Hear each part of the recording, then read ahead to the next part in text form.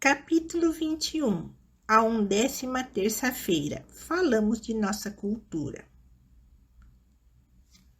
Bata com força. Bati nas costas de Murray. Mais forte. Bati mais uma vez. Perto do ombro, mais embaixo.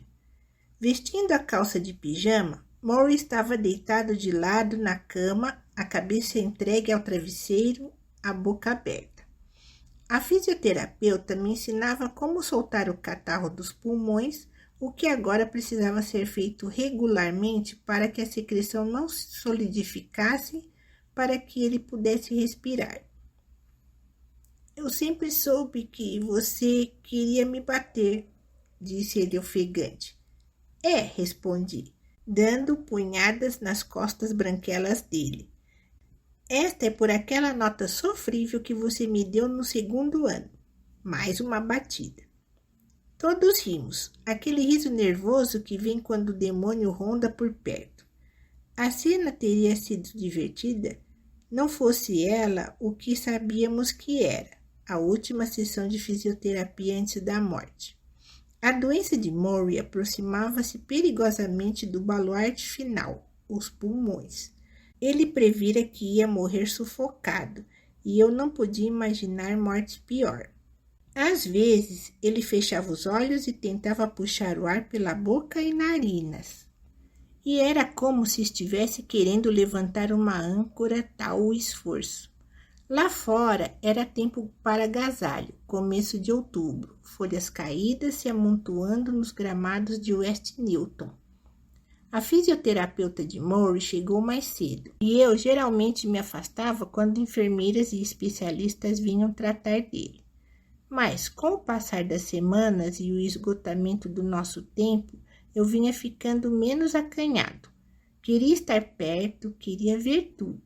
Não era do meu feitio, mas também não eram do meu gênero muitas coisas que vinham acontecendo na casa de Murray nos últimos meses. Assim, fiquei olhando a terapeuta trabalhar com Murray na cama, batendo-lhe nas costelas, perguntando se ele sentia a congestão se soltando lá dentro. Finalmente, ela fez uma pausa e perguntou se eu queria dar uma ajuda. Eu disse que sim. Com o rosto no travesseiro, Murray ensaiou um sorriso. Não ponha muita força, disse ele. Sou um homem idoso. Bati nas costas e nos flancos como a terapeuta me instruíra.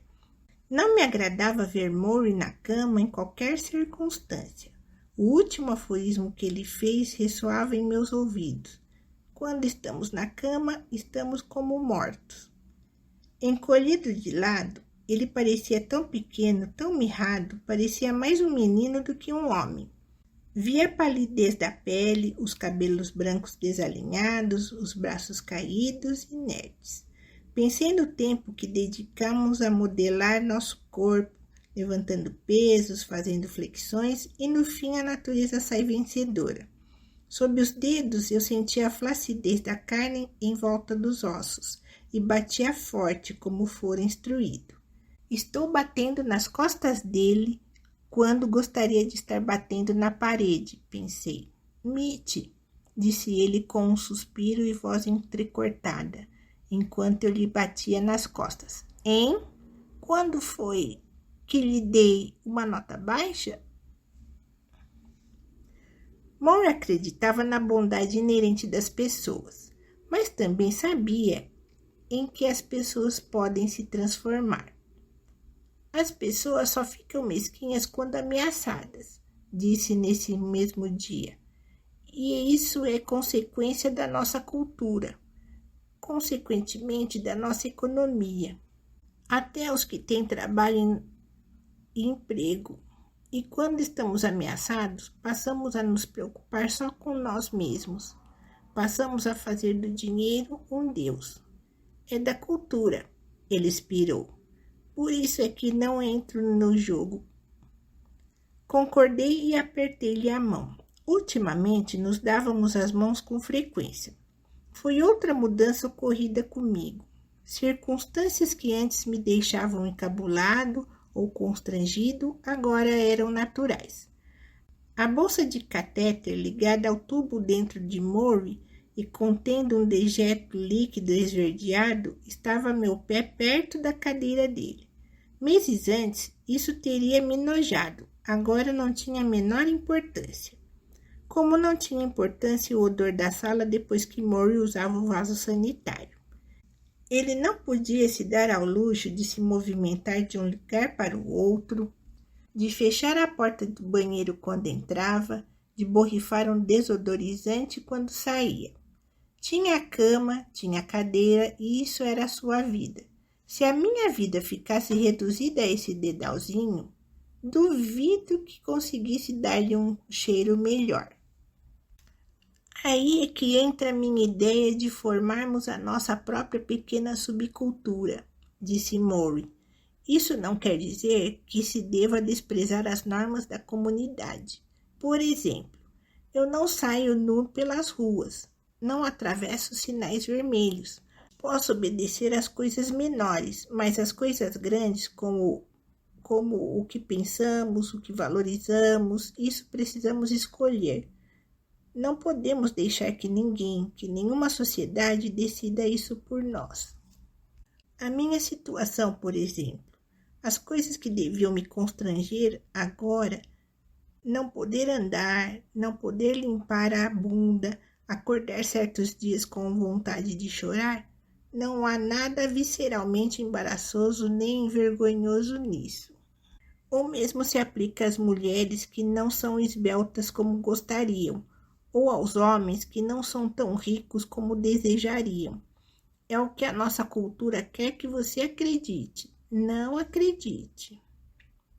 Perguntei-lhe por que ele não se mudou para algum outro lugar que quando era jovem. Para onde? Não sei, América do Sul, Nova Guiné, algum país não tão egoísta como o nosso. Toda sociedade tem seus problemas, disse Murray, erguendo as sobrancelhas. A solução não é fugir. Precisamos trabalhar para criar a nossa própria cultura. Não importa o que vivamos, o maior problema dos seres humanos é a miopia intelectual. Não enxergamos o que podemos ser. Devemos atentar para o nosso potencial e nos esforçarmos para alcançar tudo o que podemos ser. Mas quando se vive cercado de pessoas que dizem quero o meu agora, acaba-se tendo poucas pessoas possuindo tudo e uma organização militar para impedir os pobres de se levantarem e roubarem. Murray olhou por cima dos meus ombros para a janela lá atrás. Às vezes, ouvíamos o barulho de um caminhão ou um assovio de vento. Ele contemplou por um instante a casa do vizinho e continuou. O problema, Mitch, é não acreditarmos que os seres humanos são muito parecidos. Brancos e negros, católicos e protestantes, homens e mulheres. Se olhássemos uns para os outros como iguais, talvez sentíssemos o desejo de nos unirmos, formando uma grande família humana no mundo, e nos dedicarmos a essa família como nos dedicamos à nossa família particular. Mas quando se está morrendo, vê-se o quanto isto é verdadeiro. Todos temos o mesmo começo, o nascimento e o mesmo fim, a morte. Assim, onde ficam as grandes diferenças? Investir na família humana, investir em gente, formar uma pequena comunidade com aqueles que amamos e nos amam. Apertou a minha mão suavemente, apertei a dele com mais força. E como naquela disputa de parque de diversões em que se desfecha uma martelada e fica-se olhando o disco subir pelo poste, quase senti a minha temperatura subir pelo peito, pelo pescoço, pelo rosto, até os olhos de Murray. Ele sorriu.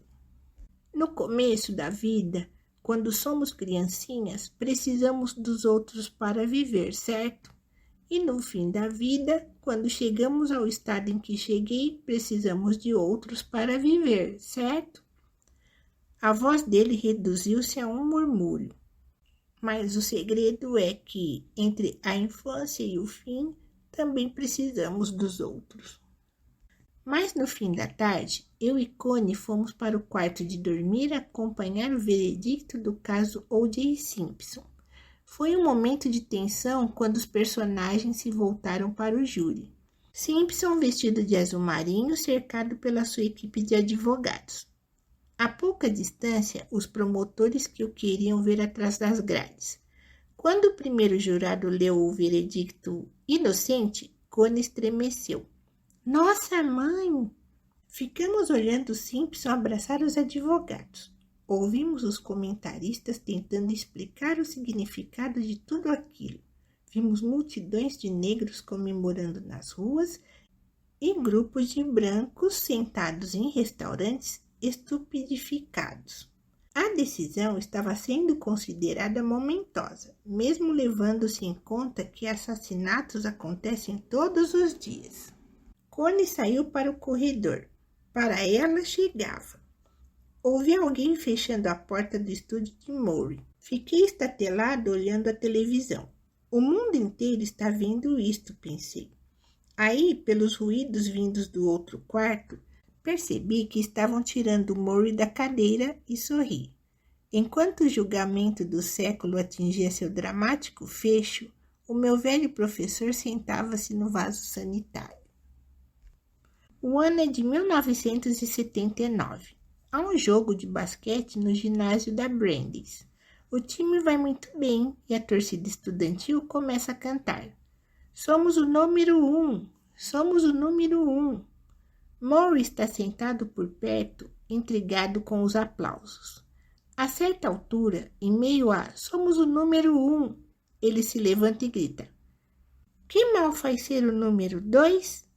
Os estudantes olham-no, param de cantar. Ele senta-se de novo, sorrindo triunfante. Capítulo 22. O audiovisual, terceira parte. A equipe do Nightline voltou para sua terceira e última visita. Agora, o teor do programa seria diferente, menos o de entrevista e mais o de uma despedida. Ted Koppel ligara várias vezes perguntando a Maury se ele aguentaria. Maury não tinha certeza. Agora estou sempre cansado, Ted, e engasgando muito. Se eu não conseguir falar alguma coisa, você fala por mim? Koppel concordou. Depois o âncora, normalmente estoico, acrescentou. Se não quiser fazer o programa, Maury, tudo bem. Mas de qualquer forma, irei para uma despedida. Mais tarde, Maury deu um sorriso moleque e disse, estou dobrando ele. E estava. Koppel já se referia a ele como amigo. O meu velho professor conquistara a simpatia da mídia televisiva. Para a entrevista, que foi feita numa tarde de sexta-feira, Maury usava a mesma camisa do dia anterior. Nessa altura, ele só mudava a camisa dia sim, dia não. E não sendo sexta-feira dia de mudar, ele não quis alterar a rotina. Diferentemente dos dois programas anteriores, esse foi feito todo no estúdio de Maury, onde ele se tornara prisioneiro da cadeira de rodas. Koppel, que beijava o meu velho professor na primeira vez que o viu, agora teve de espremer-se contra a estante para ser apanhado pela câmera. Antes de começar, Koppel indagou sobre a progressão da doença. Está difícil demais agora, Maury? Maury ergueu com dificuldade a mão até o meio do ventre. Mais do que isso, não conseguia. Essa foi sua resposta. A câmera foi ligada para a terceira e última entrevista. Koppel perguntou se ele tinha mais medo agora que a morte estava mais perto. Maury respondeu que não, que para dizer a verdade sentia menos medo.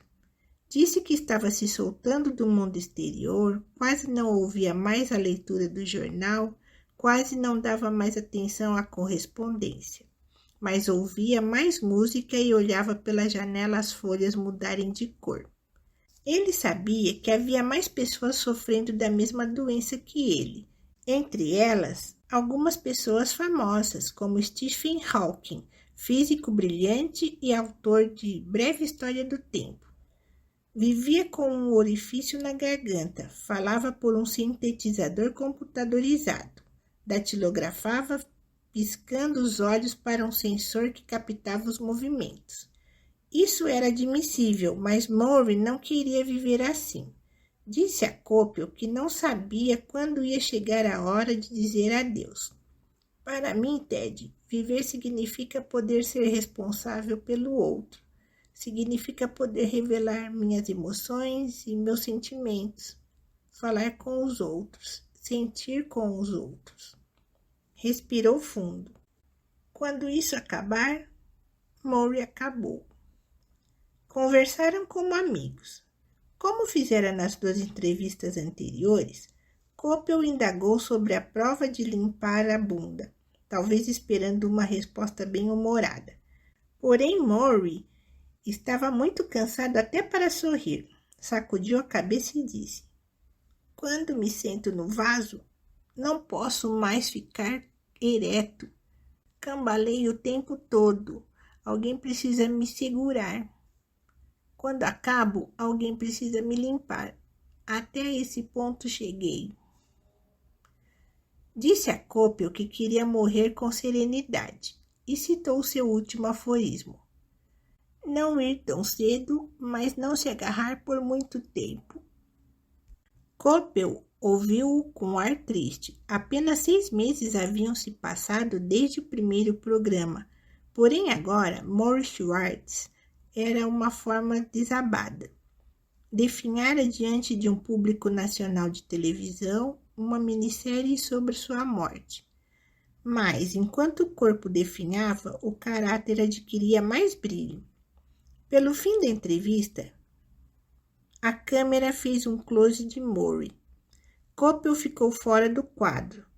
Só a sua voz era ouvida, e o âncora perguntou se o meu velho professor queria dizer alguma coisa aos milhões de pessoas que haviam se comovido com a sua história. Embora o sentido da pergunta fosse outro, pensei em um condenado a quem se pede as derradeiras palavras. Sejam solidários, disse Murray em voz baixa, e sejam responsáveis uns pelos outros. Se aprendêssemos a fazer isso, o mundo seria bem melhor do que é. Respirou fundo e acrescentou o seu mantra: amem-se uns aos outros ou pereçam. A entrevista terminou, mas não sei por que o câmera deixou o filme rodando e uma cena final foi captada. Você esteve muito bem, disse Coppel. Murray deu um leve sorriso. Dei-lhe o que eu tinha, murmurou. Você sempre fez isso. Essa doença está mexendo com meu espírito, Ted, mas não vai derrubá-lo. Derruba o meu corpo, mas não derruba o meu espírito. Coppel estava prestes a chorar. Você esteve muito bem. Você semeou o bem. Acha? Murray voltou os olhos para o teto. Estou em negociações com ele lá em cima. Tenho perguntado a ele se vou me tornar um anjo. Foi a primeira vez que Murray admitiu que falava com Deus. Capítulo 23. A 12ª terça-feira. Falamos de perdão. Perdoe a si mesmo antes de morrer. Depois perdoe os outros. Isso foi há poucos dias depois da entrevista ao Nightline. O céu era chuvoso e escuro. Murray estava debaixo de um cobertor. Sentei-me na extremidade de sua cadeira e fiquei segurando-lhe os pés nus. Eram calosos e franzidos, as unhas amareladas. Espremi um tubo de creme nas mãos e comecei a massagear-lhe os tornozelos. Era mais um trabalho que eu tinha visto as enfermeiras fazerem durante meses. E agora, numa tentativa de agarrar o que ainda pudesse dele, ofereci-me para fazer a massagem. A doença havia-lhe tirado a capacidade até de mexer os dedos dos pés. Porém, ele ainda sentia dor e as massagens a aliviavam. E também Murray gostava de ser pegado e alisado. Nessa altura, tudo o que pudesse fazer para dar-lhe conforto eu ia fazer. Mitty, disse ele retomando o assunto do perdão, não tem sentido ficar curtindo vingança ou teimosia. Dessas coisas, suspirou, dessas coisas eu me arrependo na vida. Orgulho, vaidade, por que fazemos o que fazemos? A minha pergunta era a importância do perdão. Eu tinha visto aqueles filmes em que o patriarca da família, no leito de morte, chama o filho com quem rompera para fazer as pazes antes de partir. Teria Murray algum sentimento semelhante no seu íntimo, uma necessidade súbita de dizer sinto muito antes de morrer? Ele confirmou. Está vendo aquela escultura? Inclinou a cabeça na direção de um busto que ficava numa estante na extremidade do escritório. Eu nunca tinha prestado atenção nesse busto. Era o rosto em bronze de um homem de seus 40 e tantos anos, de gravata, uma mecha de cabelo caída na testa. Sou eu. Um amigo fez essa escultura há uns 30 anos. Chamava-se Norman. Passávamos muito tempo juntos. Nadávamos, íamos a Nova York. Levou-me à sua casa em Cambridge e fez esse busto de mim. Levou semanas nesse trabalho, porque queria fazê-lo bem feito. Examinei o rosto. Que estranho ver o Murray tridimensional, saudável, jovem, olhando-nos conversar agora.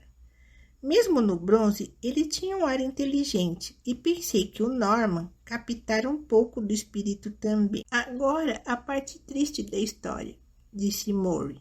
Norman e a mulher mudaram-se para Chicago. Pouco depois, minha mulher, Charlotte, precisou fazer uma cirurgia delicada. Norman e a mulher nunca entraram em contato conosco. Sei que eles souberam da cirurgia de Charlotte. Eu e ela ficamos muito sentidos por eles nunca terem sequer telefonado para saber como ela passava. Assim, cortamos relações. Com o passar dos anos, encontrei Norman algumas vezes e ele sempre tentava a reconciliação, mas eu não aceitava. A explicação dele não me satisfazia. Orgulhoso, virava-lhe as costas. A voz dele ficou embargada. Mitty, há poucos anos ele morreu de câncer. Fico tão triste. Nunca fui vê-lo. Nunca o perdoei. Isso me dói tanto. Chorou de novo, um choro manso, contido, e como a cabeça estava recostada, as lágrimas escorriam pelos lados do rosto. Sinto muito, eu disse. Não é preciso, murmurou ele. Chorar faz bem. Continuei passando creme nos dedos inertes. Ele chorou durante alguns minutos, sozinho, com as suas recordações. Não é só aos outros que precisamos perdoar, disse por fim. Precisamos nos perdoar também. A nós também? É, pelo que não fizemos, por tudo o que devíamos ter feito. Não devíamos ficar presos ao remorso do que não aconteceu quando devia acontecer. Isso de nada adianta a uma pessoa que chega ao estado em que cheguei. Sempre desejei ter feito mais em meu trabalho. Queria ter escrito mais livros. Eu me recriminava por essa falha. Agora vejo que isso não me faz nenhum bem. Paz. Precisamos fazer as pazes conosco e com os que nos cercam. Inclinei-me e enxuguei suas lágrimas. Ele fechava e abria os olhos, a respiração era audível, um ronco brando. Perdoe a si mesmo, perdoe os outros, não espere, Mitty. Nem todo mundo tem o tempo que estou tendo, nem todo mundo tem a minha sorte. Joguei o lenço de papel no cesto e voltei aos pés de Murray. Sorte! Apertei com o polegar a carne endurecida e ele nada sentiu. A tensão dos opostos, Mitch. Lembra-se, forças que atuam em direções diferentes. Eu me lembrava. Lamento meu tempo que se extingue, mas aprecio a oportunidade que ele me dá de fazer acertos. Ficamos ali calados por um tempo, enquanto a chuva salpicava os vidros das janelas. O hibisco atrás da cabeça de Murray resistia bem, pequenino, mas firme. Mitch, murmurou ele. Sim, eu friccionava os dedos dos pés dele absorto. Olhe para mim. Levantei os olhos e vi a intensidade do seu olhar. Não sei por que você voltou para mim, mas quero lhe dizer uma coisa. Fez uma pausa, depois do que a sua voz saiu embargada. Se eu pudesse ter tido outro filho, gostaria que fosse você. Baixei os olhos e voltei a massagear o tecido inerte dos pés dele. Por um momento senti medo, como se a aceitação das palavras do meu velho professor significasse, de certa forma, trair o meu pai. Mas, quando ergui os olhos, vi o sorriso de Murray entre lágrimas e compreendi que, num momento como este, não pode haver traição. Eu só tinha medo era de dizer adeus. Já escolhi o lugar onde vou ser enterrado. Onde é? Perto daqui, em uma colina, debaixo de uma árvore com vista para um laguinho. Lugar sereno, bom para pensar. Pretende pensar quando estiver lá? Pretendo ser enterrado lá. Sorri, ele sorriu.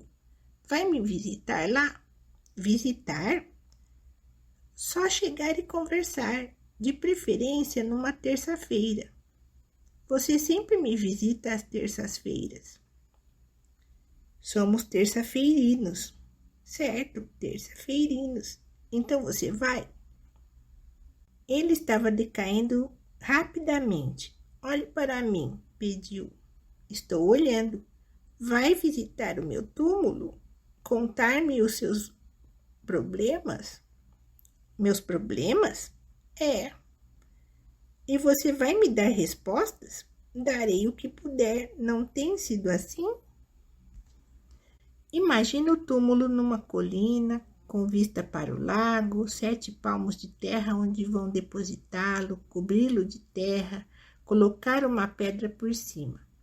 Talvez daqui a umas semanas? Daqui a poucos dias? Imagino-me sentado lá, com os braços em torno dos joelhos, olhando o espaço. Mas não vai ser a mesma coisa, não vou ouvir você falar. Ah, falar. Feche os olhos e sorri. Vamos combinar assim. Depois que eu morrer, você fala, eu escuto.